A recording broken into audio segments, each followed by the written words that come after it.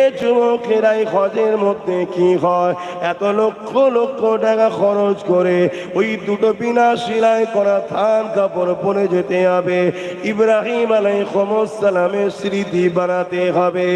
এরপরে আপনি যখন কাবা শরীফের দিকে এগিয়ে যাবে, ওই সময় আপনার যখন কাবার দিকে প্রথম নজরটা পড়বে, আপনি প্রথম নজরে কাবা শরীফের দিকে যখন তাকাবেন, এই প্রথম নজর আল্লাহর ঘরকে দেখতে লেগেছে।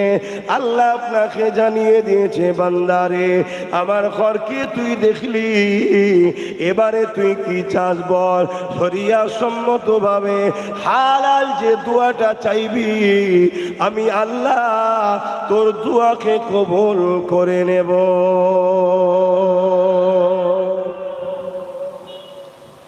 তাহলে প্রথম তাকাবার সাথে সাথে যে দোয়া চাইবেন, সেই দোয়া আল্লাহ পাক সঙ্গে সঙ্গে কবুল করে নেবেন।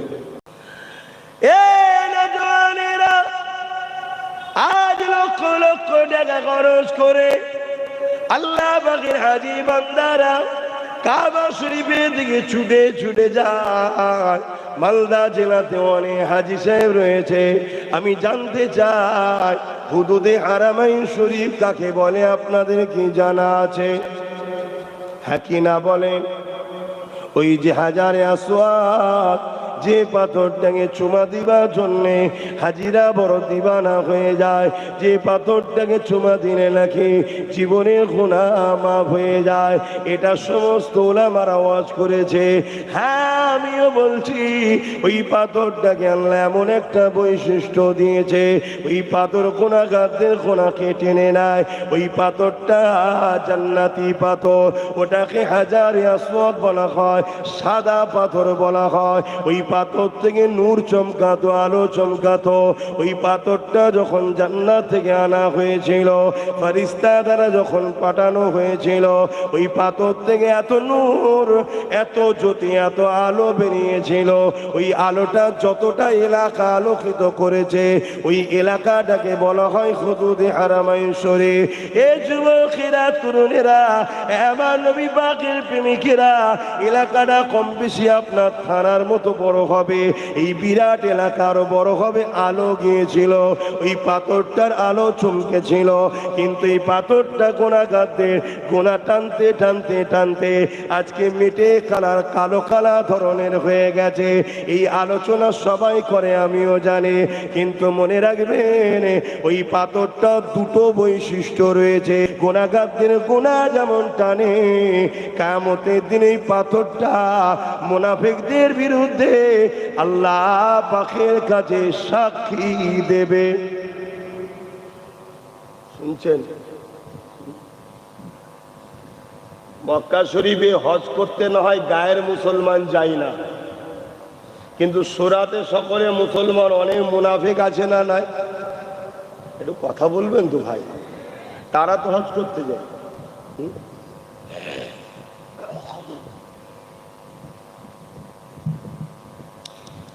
তা মক্কা শরীফের আরব সরকারের এমন তো ক্ষমতা নাই যে এমন কোনো মেশিন বসাবে যে মেশিন বলে দেবে কে মুনাফিক, কে মুমিন, কে বেঈমান।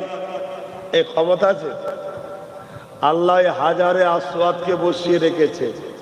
হাজারে আসওয়াদ হলো কিয়ামতের দিনে যেমন মুমিনদের পক্ষে সাক্ষী দেবে, মুনাফিকদের বিরুদ্ধেও সাক্ষী দেবে। আমরা সবাই কম বেশি শুনেছি, হযরত ওমর ফারুক রাদিয়াল্লাহু তাআলা আনহু যখন কাবা তওয়াফ করেন, তওয়াফ করতে করতে যখন হাজারে আসওয়াদে চুমা দিতে যান, দিবার সময় ওমর ফারুক বলেছিল, এ পাথর, আমি তোকে চুমা দিতাম না যদি দয়ার নবীর ঠোঁট না লাগতো। জোরে বলুন সুবহানাল্লাহ। এ আওয়াজ আমরা শুনেছি না শুনিনি? এখানে আমার একটা কথা, হযরত ওমর ফারুক হুজুর বলেছেন, যদি দয়ার নবীর ঠোঁট তোর সাথে না স্পর্শ হতো, আমি তোকে চুমা দিতাম না। প্রশ্ন হলো, নবী পাক চুমা দিয়েছে না পাথরটা নবীর ঠোঁটের চুমা দিয়েছে? এটা একটু জানা দরকার আছে। কে একটা বিষয়। দ্বিতীয় বিষয় হলো হযরতে আলী রাদিয়াল্লাহু তাআলা আন, শেরে খোদা মাওলা আলী রাদিয়াল্লাহু তাআলা আন, তিনি পাশে দাঁড়িয়েছিলেন।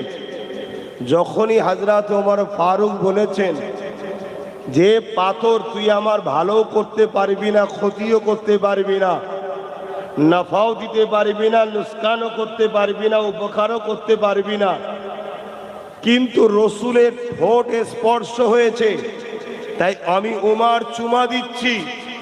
পাশে মাওলা আলী শেরে খোদা দাঁড়িয়েছিলেন, যিনাকে আল্লাহ রসুল বলেছেন এলেমের দরজা। জোরে বলুন, জোরে বলবেন না? তিনি সঙ্গে সঙ্গে এলেমের দরজা খুলে গেল।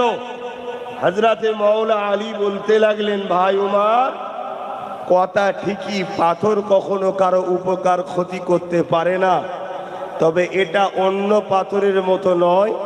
মহান সৃষ্টিকর্তা এ পাথরকে ক্ষমতা দিয়েছে ইমানদার মোমেন নরনারীর গোনাকে টেনে নিবার। জোরে বলুন সুবহানাল্লাহ।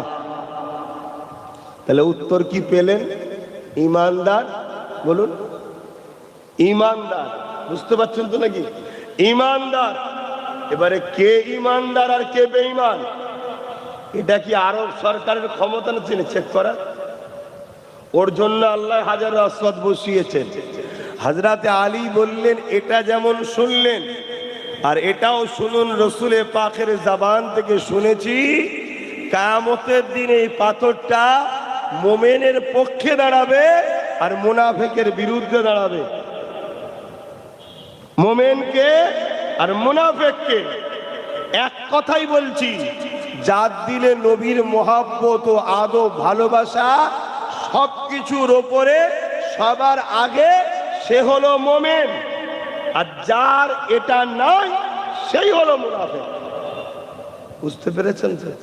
বাপের আগে, মায়ের আগে, ভাইয়ের আগে, বন্ধুর আগে, বোনের আগে, সন্তানের আগে, স্ত্রীর আগে, স্বামীর আগে, এমনকি জানের থেকেও যে বেশি রসুলকে মহব্বত ও আদব করে, সে হলো মুমিন, সেই হলো ইমানদার। জোরে বলুন সুবহানাল্লাহ।